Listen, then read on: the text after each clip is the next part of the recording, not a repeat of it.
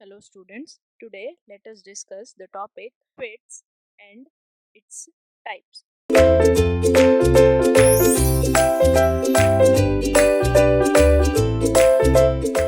So first of all, what is a fit? So when two parts are to be assembled, the relationship resulting from the difference between their sizes before assembly is called as the fit. So when two parts are to be assembled, the relationship resulting from the difference between their sizes before assembly is called a fit. So fit is nothing but the difference between the sizes of two parts which are to be assembled together. So depending upon the actual limits of the hole or the shaft, fit may be classified into three types. So depending upon actual limits of hole or shaft, the fit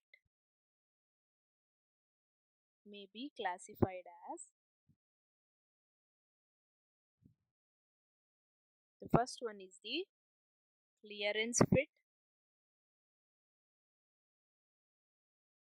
the second is the interference fit, and the third one is the transition fit. So now let us discuss the clearance fit.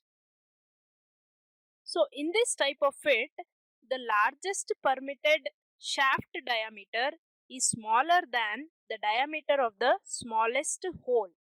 So here in the figure, if this is the shaft and this is the hole,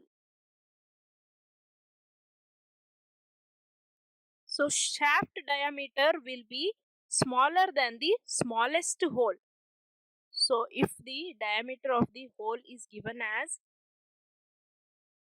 30.25 and 30.15, that is along with the tolerance, then the shaft diameter will be given as 29.90 and 29.85 along with the tolerances. So we can see that the largest permitted shaft diameter, that is the 29.90, is smaller than the smallest hole, that is 30.15. So this is the clearance fit. So what happens in this? The shaft can rotate or slide through with different degrees of freedom according to the purpose of the mating member. So in this type of fit,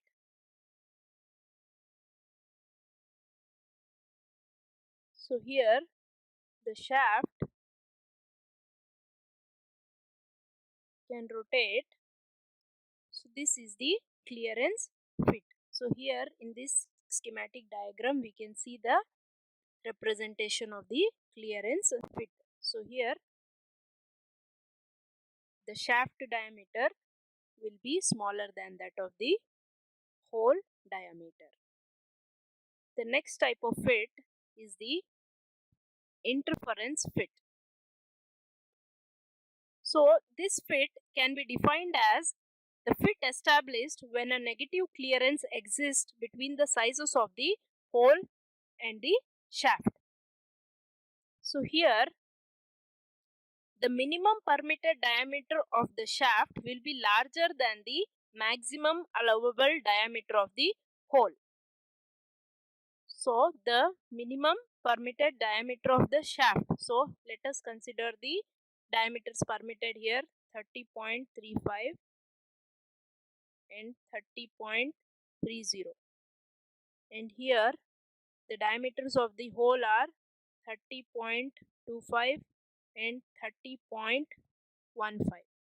So according to the definition, the minimum permitted diameter of the shaft, that is this diameter, is larger than the maximum allowable diameter of the hole. So this diameter of the shaft will be larger than the maximum permitted diameter of the hole, that is this. So it gives negative clearance.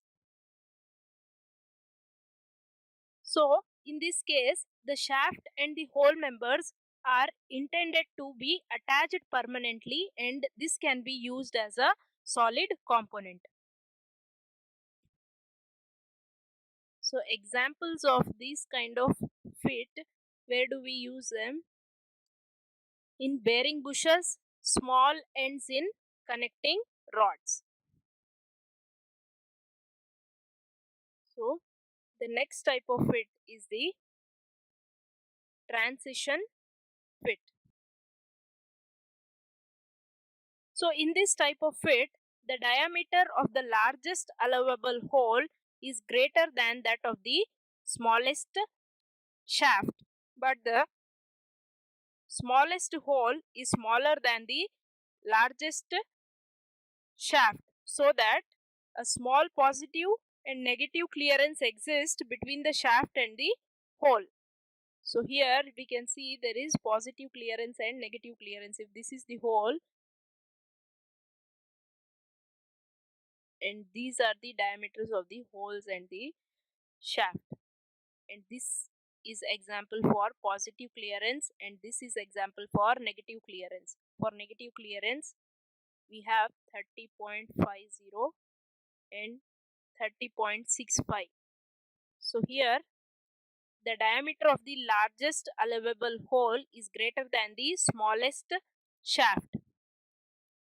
So largest available hole has the diameter more than that of the smallest shaft, but smallest hole has smaller than the largest shaft.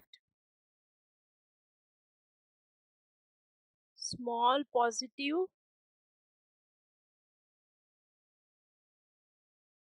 or negative clearance exists between the shaft and the hole.